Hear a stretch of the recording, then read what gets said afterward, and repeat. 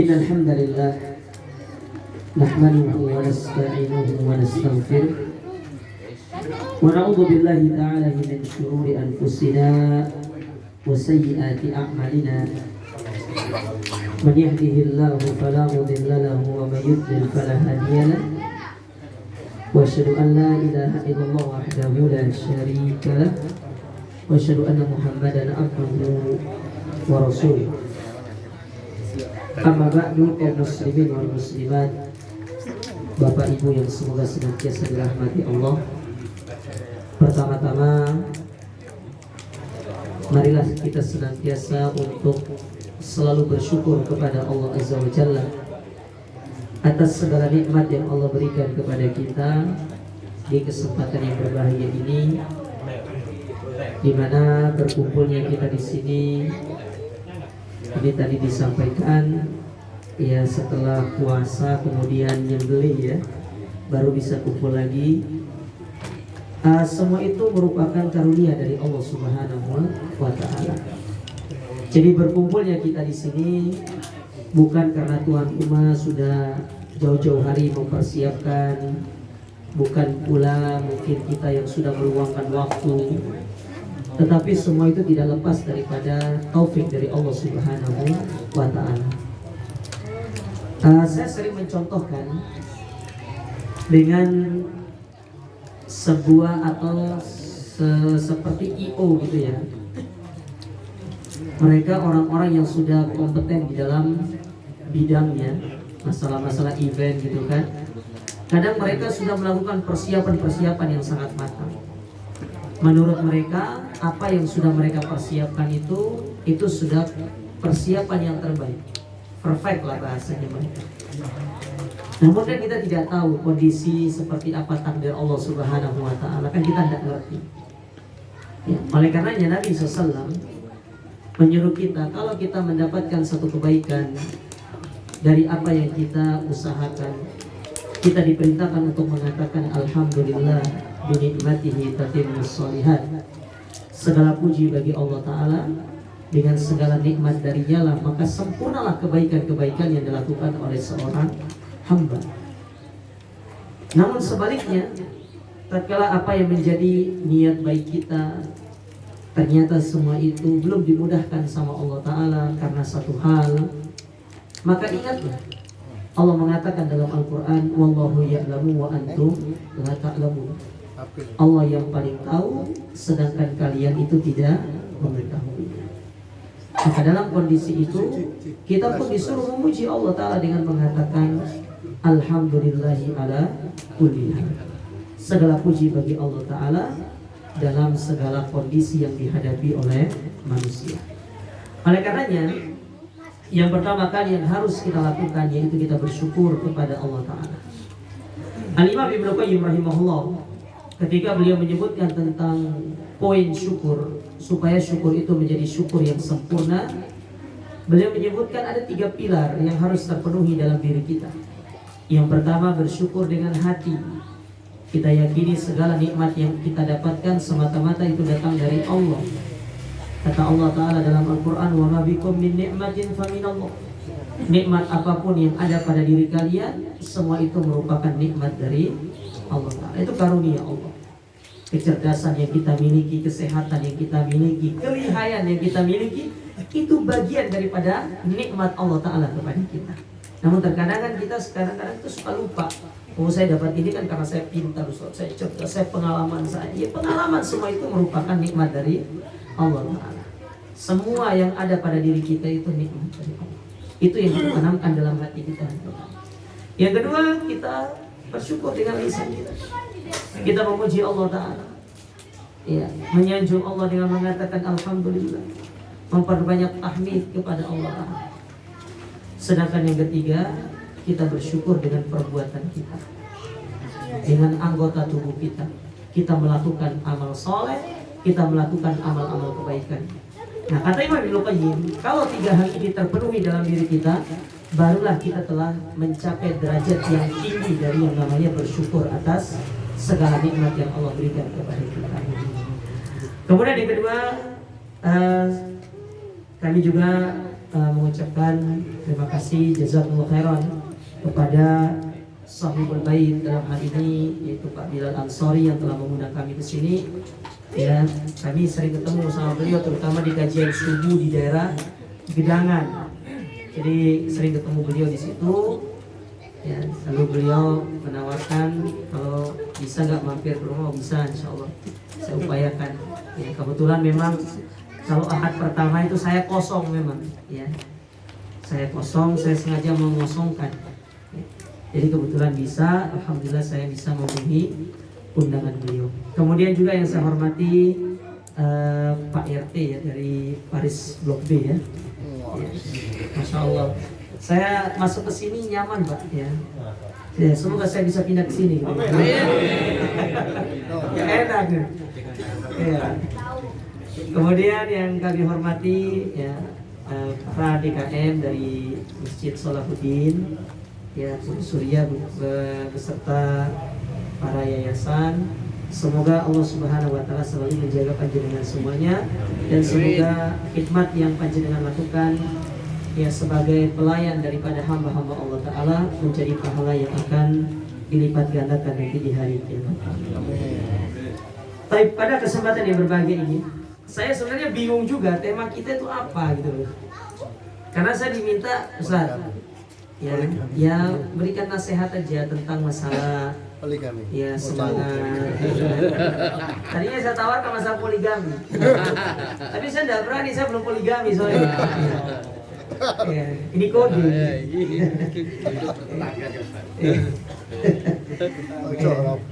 Karena saya lihat ya ternyata yang hadir ini Masya Allah ya usianya itu ya usia sepuh ya.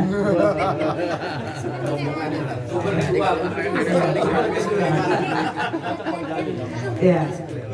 Saya ingin menyampaikan sebuah nasihat dari Nabi Isa bin Maryam alaihi salam, di mana beliau pernah satu ketika nasihat ini dibawakan oleh Al-Imam Abu Nuaim dalam kitab beliau Hilyatul Auliya. Beliau meriwayatkan tentang nasihat dari Nabi Isa bin Maryam alaihi salam ketika beliau bertemu dengan orang-orang yang sudah tua, orang-orang yang sudah syuyukh, syebeh. Ya, jadi syebeh ya bahasanya itu. Tapi sebelum saya bacakan, saya ingin sebutkan dulu perkataan Ibnu Hajar. Di dalam kitab beliau Fathul Bari, Ibnu Hajar itu membagi usia manusia itu menjadi 4. Yang pertama ada namanya Sinut Tufulah, usia anak-anak. Jadi dari 0 sampai usia balik, itu usia anak-anak. Ya, jadi kalau belum balik itu masih usia anak-anak. Kemudian di usia yang kedua, masuk ke dalam tingkatan yang kedua, kata Ibnu Hajar, ada namanya Sinus Syabab, yaitu masa muda. Masa muda ini berawal dari bahasa balik sampai pendapat yang paling kuat dalam masalah ini sampai usia 40 tahun. Jadi panjenengan yang usianya 39 tahun 11 bulan ya 28 hari itu masih ada masa mudanya. Ya, masih muda berarti. Ya tinggal nanti berapa sisanya nanti berarti kalau sudah 40 tahun berarti sudah habis masa mudanya. Jadi 35, 36 sampai 39 itu masih dikategorikan masa muda. Itu pendapat yang paling kuat dalam masa ini, dan ini dikuatkan oleh Imam Ibnu Hajar dalam buku beliau Fathul Bari, syarah dari Sahih Al-Bukhari. Kemudian masuk ke dalam usia berikutnya ada namanya Sinul Kuhula. Sinul Kuhula itu kalau bahasa kerennya itu pratua. Ya, pratua. Ya, sepra. Ya, durung tua ini. Jadi masih pra. Iya. Kayak misalkan ada praskul gitu kan ya, PAUD gitu kan. TK gitu. Jadi jenengan itu ada namanya bahasanya pratua. Nah, usia ini diawali dari usia 40 tahun, ada yang mengatakan sampai 50, ada yang mengatakan sampai 60. Tapi pendapat yang paling kuat dalam masalah ini sampai usia 60 tahun. 60. Iya. Jadi 40 sampai 60 tahun. Pratua. Nah, siapa yang belum 60 ini berarti masih pratua. Ya. Pratua. Ya. Kalau saya masih 17 tahun saya. Iya. Kemudian yang ketiga, ini yang paling banyak saya lihat ini. Ini dari sini ya, paling banyak ini. Ini namanya sinusyuyukh. Sinusyuyukh diambil dari kata syekh. Kalau jangan sering dengar kata syekh, syekh fulan. Syekh itu ada dua maknanya. Syekh itu bisa artinya dia dituakan karena ilmunya, bisa dia dituakan karena usianya. Jadi kan tinggal pilih. Kalau memang usia ilmu agamanya ya kurang gitu, berarti memang dituakan karena usia. Iya.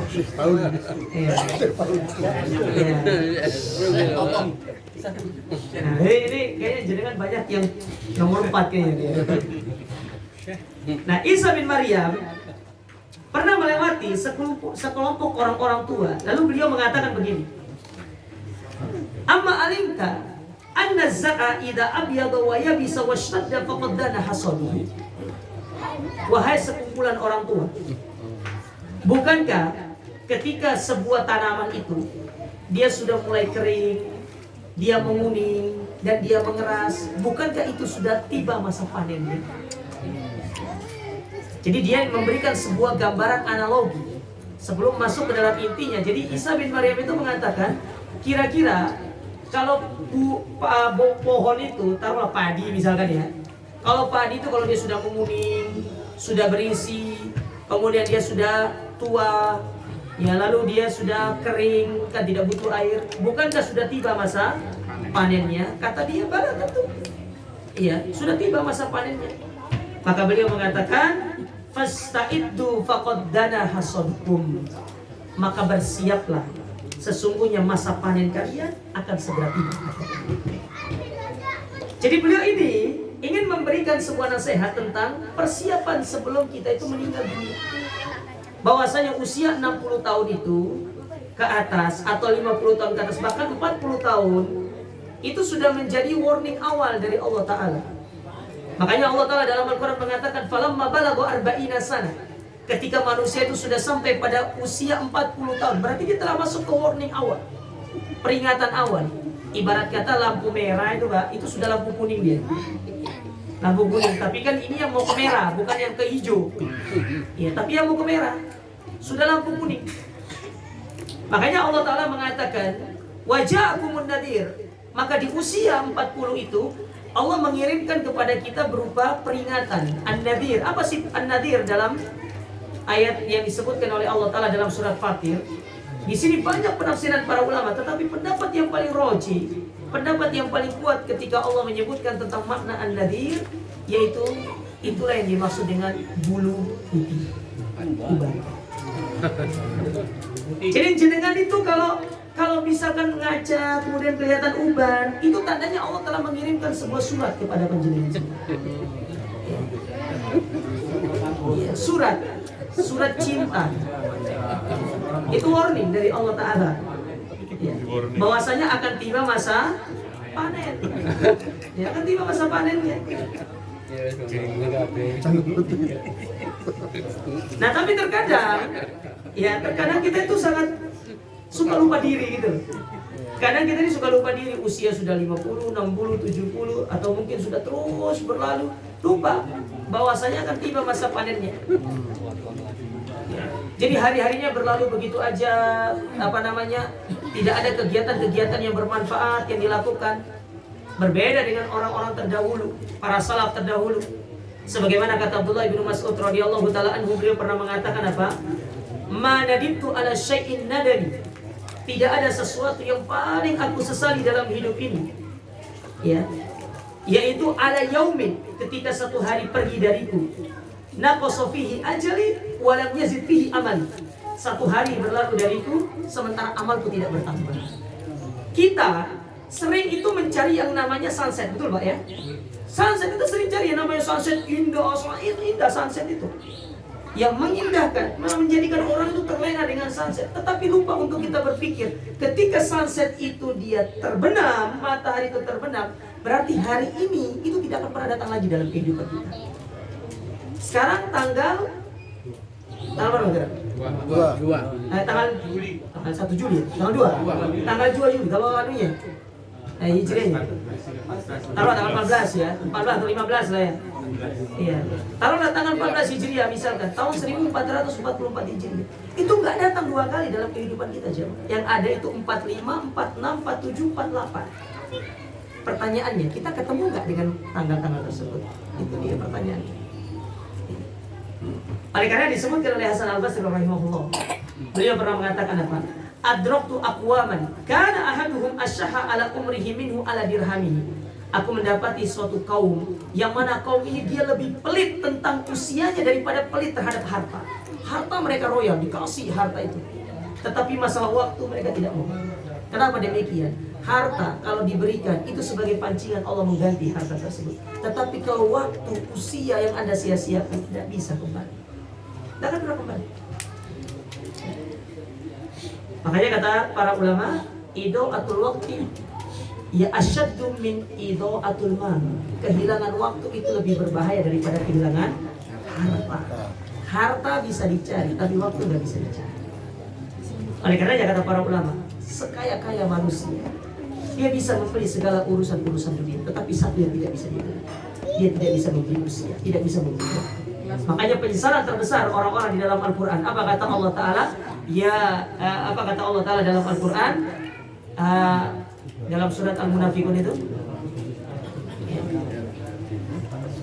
laula akhartani ila ajalin qarib fa asaddaqu akum minas sholihin. Apa yang diminta sama mereka itu kepada Allah Ta'ala? Ya Allah, berikan aku extend waktu, tambahkan usiaku. Andai kata aku punya usia 30 detik aja, tidak usah banyak-banyak, 30 detik, aku ingin beramal. Dari ayat ini, kata para ulama, ya, bahwasanya sesuatu yang diharapkan oleh manusia untuk ditambah, kalau andai kata mereka bisa meminta kepada Allah tambahan, mereka meminta usia. Karena usia itu sesuatu yang sangat mahal. Maksud saya, kita itu masih ada usia kita juga. Ya, jenengan mungkin masuk ke dalam tahap sinul kuhula atau sinul syuyukh. Ya, ini belum terlambat kok. Ya, belum terlambat, apalagi ini kan kebiasaan panjenengan ini baik semua dari tahsin, kemudian berubah menjadi kumpulan-kumpulan. Enggak apa-apa, sambil makan, sambil ngopi. Jenengan undang saya ngopi, saya hadir insyaallah. Ya, tetapi saya tidak mau ngopi yang digunting, saya mau yang digiling kalau saya. Saya tidak terbiasa ngopi yang digunting, Pak. Ya.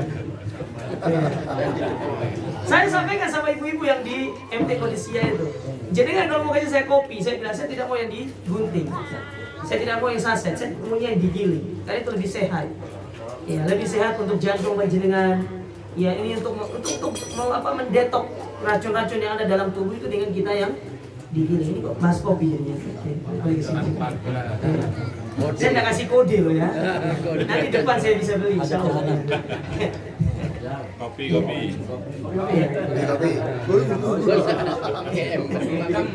Jadi maksud saya, kita tuh masih punya waktu gitu loh untuk kita memperbaiki diri. Karena Nabi SAW mengatakan kepada kita dalam sabdanya, innamal a'malu bi khawatimiha, yang menjadi tolok ukur orang itu baik atau tidak bukan startnya tetapi akhirnya. Akhirnya itu seperti apa, itu akan menjadi tolok ukurnya. Makanya pernah suatu ketika Fudail bin Iyad rahimahullah ta'ala bertemu dengan seorang tua. Lalu dia ditanya orang tua ini, ya fulan, kam atatka min umri, berapa usiamu? Kata dia situn sana, aku sudah berusia 60 tahun. Maka Fudail bin Iyad mengatakan, anta mundu sittin sana tasir ilallah kada antasil. Engkau dari 60 tahun yang lalu itu sudah berjalan menuju Allah dan hampir sampai. Kan kalau kita mau ngambil usianya Nabi 63 toh, 60 ke 63 kan tinggal 3 tahun. Ketika disampaikan ini, maka si fulan ini dia langsung mengatakan innalillah wa inna ilaihi raji'un. Sesungguhnya aku milik Allah dan sesungguhnya aku ini akan kembali kepada Allah. Fudail bertanya lagi kepada orang ini, ya fulan, engkau ngomong itu, engkau paham enggak apa yang kau ucapkan? Kata dia paham. Aku ini milik Allah. Artinya kapanpun Allah ingin mengambil diriku, tidak perlu izin sama aku. Kapanpun Allah mau mencabut nyawaku, terserah Allah Ta'ala. Makanya gak ada ceritanya orang mau meninggal dunia itu di WA dulu sama malaikat maut. Assalamualaikum, ana malaikat maut, ana mau cabut nyawa. Wih, siap tak? Tidak ada seperti itu.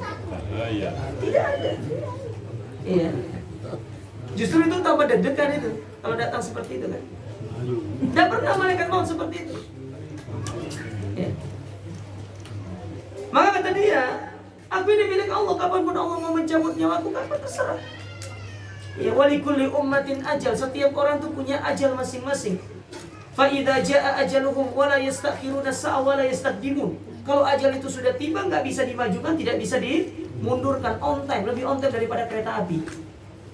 Ya, kita kan sering tahu transportasi yang on time itu kereta api, ya. Tapi ini lebih on time daripada kereta api yang pernah kita naik. Maka disebutkan oleh Imam Al-Qurtubi, kalau jenengan baca buku At-Tazkirah, yaitu ensiklopedia kematian. Di situ ada satu bab dibawakan oleh Al-Imam Al-Qurtubi dalam buku beliau. Beliau membawakan tentang bab di mana malaikat maut, ketika malaikat maut itu diperintahkan oleh Allah Ta'ala ingin mencabut nyawa si fulan, dia akan berdiri di depan pintu itu melihat keluarga, kondisi keluarganya itu. Dia lihat, dia berdiri. Setelah itu dia kembali menunggu surat itu turun, perintah Allah dari Allah itu turun untuk mencabut nyawa si fulan. Ketika dicabut nyawanya si fulan ini, malaikat maut kembali lagi ke rumah tersebut, melihat kondisi keluarga. Yang keluarganya kadang ada yang nangis, ada yang teriak, ada yang begini, ada yang begini. Malaikat maut hanya mengatakan kepada mereka, ya fulan, aku ini diperintahkan oleh Allah Ta'ala untuk mencabut nyawa keluarga kalian. Aku yang salah, Allah yang memerintahkan aku. Maka jangan salahkan aku, kata malaikat maut. Karena malaikat kan hanya menjalankan segala perintah. La ya'sunallaha ma amarahum wa yaf'aluna ma yu'marun. Para malaikat itu hanya menjalankan perintah. Dan mereka tidak bermaksiat kepada Allah Ta'ala. Apa yang Allah perintahkan kepada mereka, mereka lakukan. Apa yang Allah suruh kepada mereka, mereka kerjakan. Tidak kayak kita, disuruh melakukan satu perintah justru dilanggar, disuruh ninggalkan larangan malah dikerjakan. Nah itu kita kebanyakan manusia itu kayak gitu. Bahkan ada kata-kata yang mengatakan, Ustadz, namanya perintah itu kan untuk dilanggar. Ya kan begitu. Kalau malaikat tidak. Apa yang Allah perintahkan mereka lakukan, apa yang Allah larang mereka tinggalkan. Kita kembali ke kisah Fudail tadi. Maka kata orang ini, aku ini milik Allah. Kapanpun aku mau dicabut nyawaku, itu terserah Allah. Dan kita akan kembali kepada Allah. Maksudnya kita kembali kepada Allah itu apa? Kita akan berdiri di hadapan Allah, kita akan ditanya, fulan, engkau menghabiskan waktu sekian tahun, apa yang kau lakukan? Makanya dalam hadis Abu Barzah Al-Aslami Nabi mengatakan apa? La tazalu qadama abdin yaumal qiyamah hatta yus'al abba. Tidak akan bergeser kedua kaki anak Adam di hari kiamat sampai ditanya 4 hal. Yang pertama tentang usianya. Untuk apa dia habiskan? Usia kita para jamaah sekalian. 40 tahun, 50 tahun, 60 tahun. Untuk apa kita habiskan? Ditanya sama Allah Ta'ala. Lalu Allah spesifikkan lagi pertanyaannya. Wa an syababihi fima abla. Masa mudamu kamu gunakan untuk apa? Apa kamu gunakan untuk apa masa mudamu ini? Kamu lakukan untuk apa masa mudamu? Ditanya lebih spesifik sama Allah Ta'ala. Baru pertanyaan-pertanyaan berikutnya akan ditanya oleh Allah Ta'ala. Oleh karenanya para jemaah sekalian, ya, kita tahu diri kita akan berdiri di hadapan Allah, kita akan ditanya di hadapan Allah Ta'ala. Maka sekiranya perlu untuk kita mempersiapkan diri kita, perlu untuk mempersiapkan bekal kita. Sebagaimana Nabi SAW ketika beliau ditanya tentang siapakah mukmin yang cerdas, maka beliau memberikan 2 indikator utama. Yang pertama kata beliau, aktsarul mauti dzikra. Ini yang pertama, paling banyak mengingat kematian. Sedangkan yang kedua, wa ahsanuhum istidadan lima ba'dal maut, yaitu orang-orang yang paling baik persiapannya setelah kematiannya. Saya sering mengibaratkan begini, brother. Kematian itu sebuah safar yang sangat panjang, yang mana kita akan bersafar sendiri.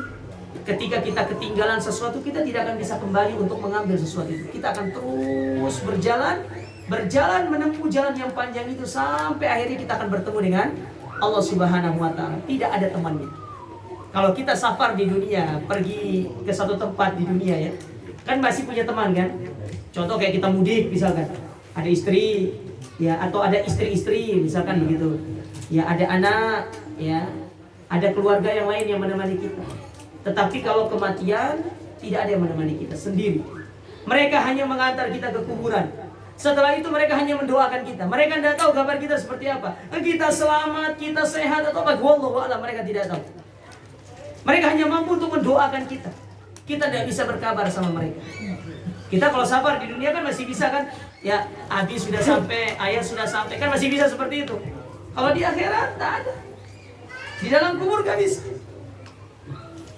Keluarga yang ditinggal, dia tidak tahu bagaimana kondisi keluarga yang meninggal. Kita yang meninggal, kita tidak tahu juga keluarga kita yang kita tinggal di atas muka bumi ini. Sama-sama kita tidak mengetahui.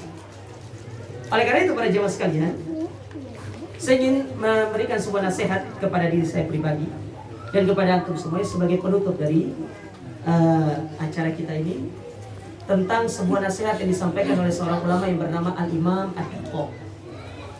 Ya, Al-Imam Ad-Daqqaq. Mungkin antum pernah dengar ya, panjenengan pernah dengar nama Imam Ad-Daqqaq. Beliau pernah mengatakan, "Man aktsara dzikrul maut, ukrima bi thalath."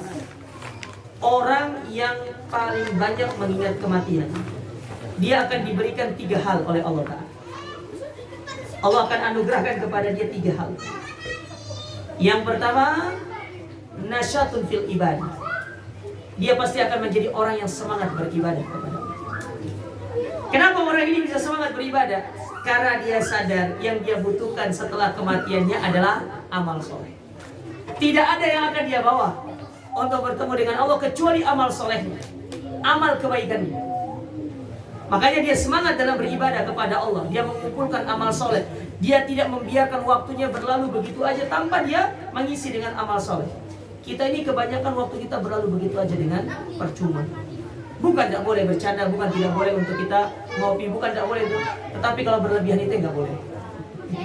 Silakan jenengan sesetasin, mau makan-makan, ya makan tahu campur kah, ya mau makan apakah segala macam, tidak ada masalah. Ya, tetapi kalau berlebihan sampai lupa waktu terbuang percuma begitu saja, sementara waktu ini terus berlalu, sebaiknya itu yang perlu untuk dievaluasi. Ya, panjenengan harus menjadi orang yang pelit terhadap waktu. Waktu itu bukan untuk diroyalkan. Isi dengan perkara-perkara yang bermanfaat. Baca Quran kan, itu sudah bagus, itu ada kegiatannya tinggal ditingkatkan.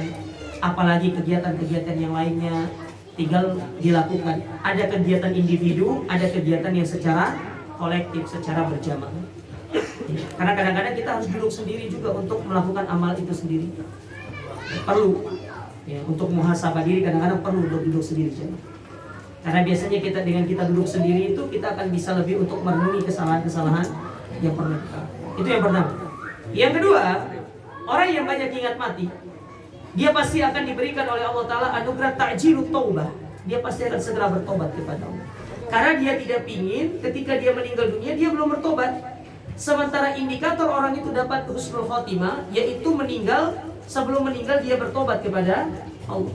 Sedangkan indikator orang itu dapat su'ul khotimah, dia meninggal dalam kondisi belum bertobat kepada Allah Ta'ala. Makanya tobat itu nggak boleh ditunda.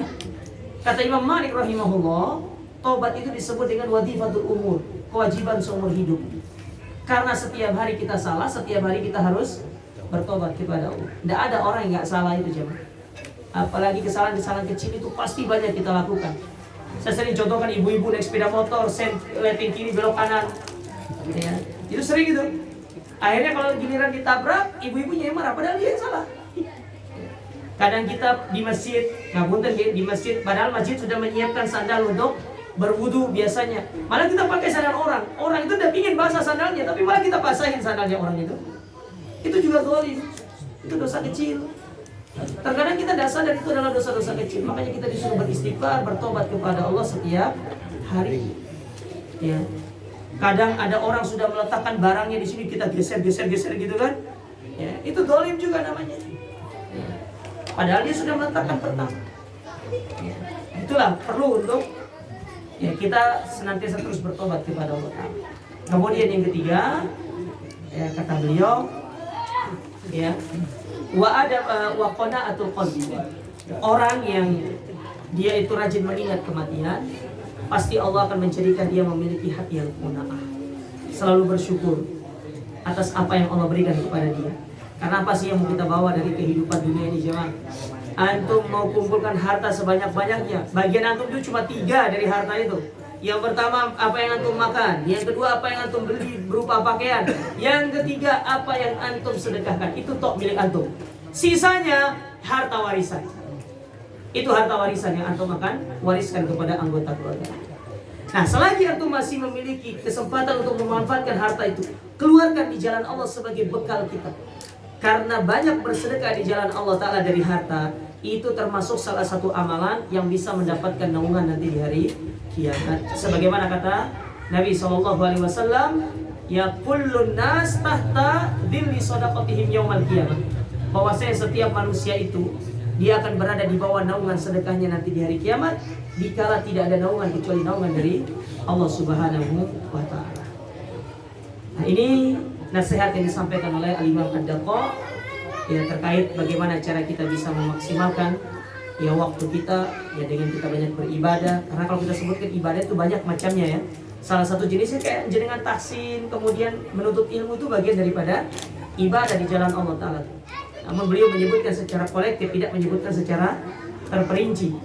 Karena ibadah itu cakupannya luas. Apalagi kalau kita berbicara dalam mazhab Syafi'i, ada namanya ibadah yang mahdho, ada ibadah yang ghairu mahdho namanya. Ya, itu cakupannya luas. Kemudian yang kedua, semangat dalam bertobat kepada Allah.